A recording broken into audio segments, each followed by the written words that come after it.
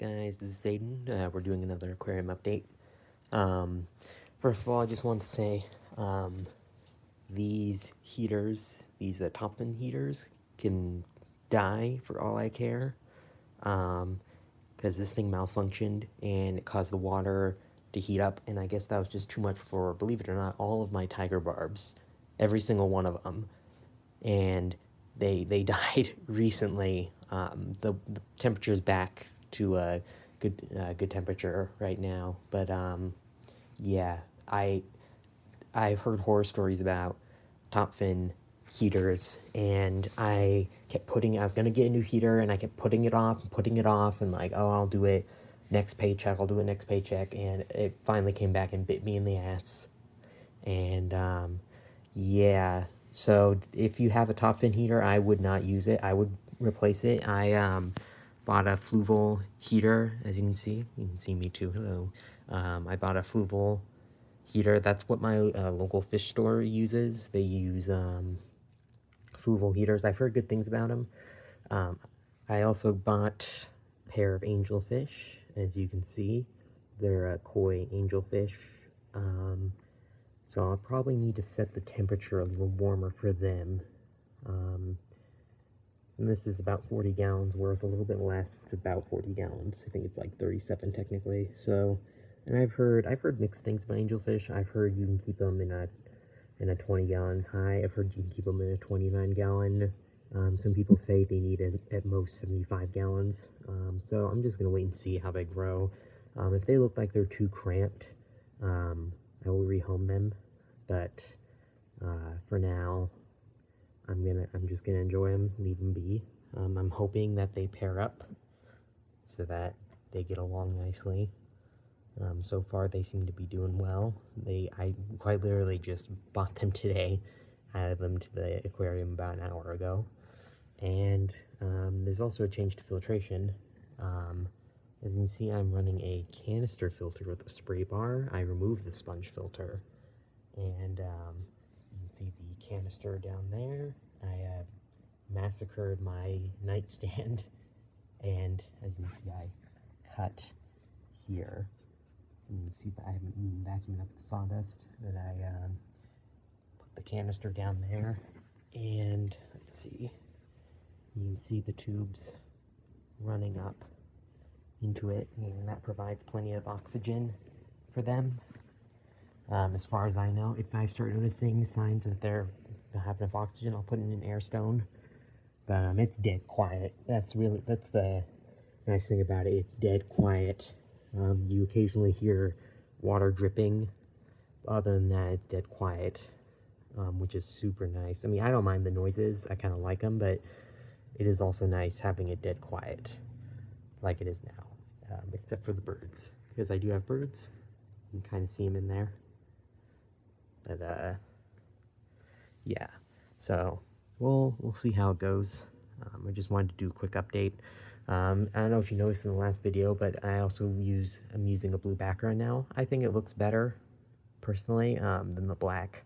A lot of people disagree with that, but I think it looks better with it. It kind of looks more reef-like. If I zoom out a little bit more, it looks a little, move my finger out of the way. It looks a bit more reef-like, which I think looks good. And the angelfish look really good. They're a little shy, they're a little nervous because they're in a new environment. But they'll get used to it and they'll warm up. I'm a little worried that the Danios are going to be a little bit too boisterous for them, but I did a bit of research, and it seems like it should work out just fine.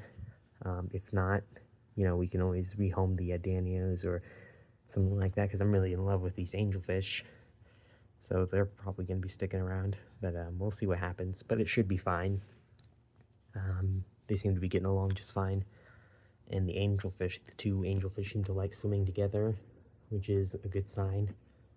I hope that means that they'll eventually pair up, or if that's just them being nice to each other because they're still pretty young. I'm not sure.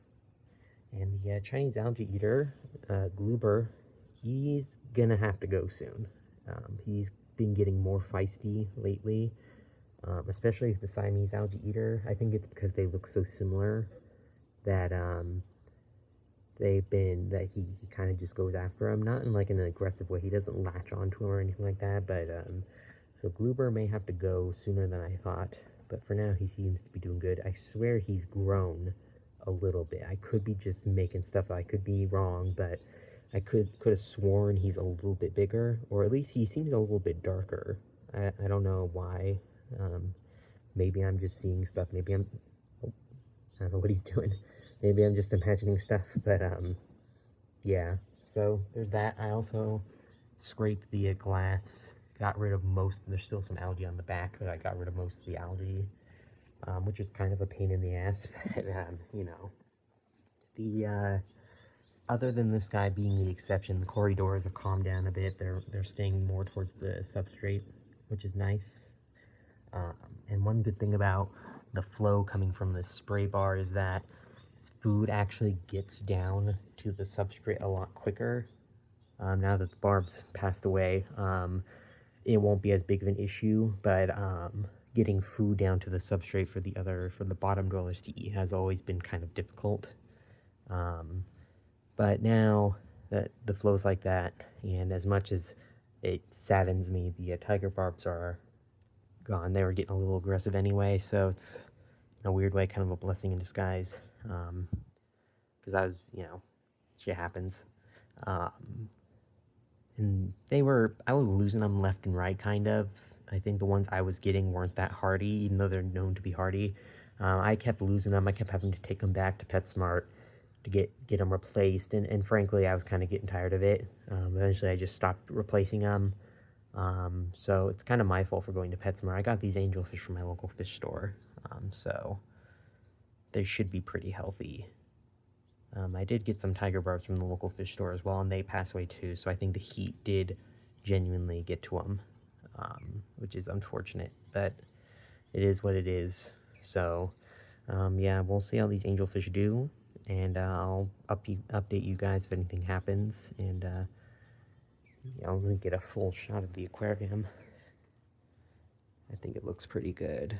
It kind of looks like a reef, which I really like.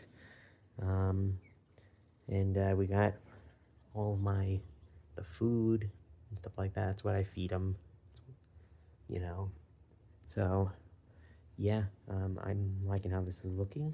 And don't use topfin heaters. Just like this food heater cost me $30, and this goes up to 45 gallons. So just spend the extra money, get a fluval heater, or I've had Hydra heaters too, and they worked out pretty well. So just don't get topfin heaters. They're not worth it. They may be cheap, but they aren't worth it. They aren't worth the risk. You could use one for 5 years and be completely fine. This is just a bad experience for me, and I know other people as well have had bad experiences with topfin heaters, so I'm just gonna throw that one in the garbage because I mean, even if it was working fine, I wouldn't want to give it to someone else because it's just not worth the risk, guys. So, yeah, thank you guys for watching, and I'll see you later. Bye.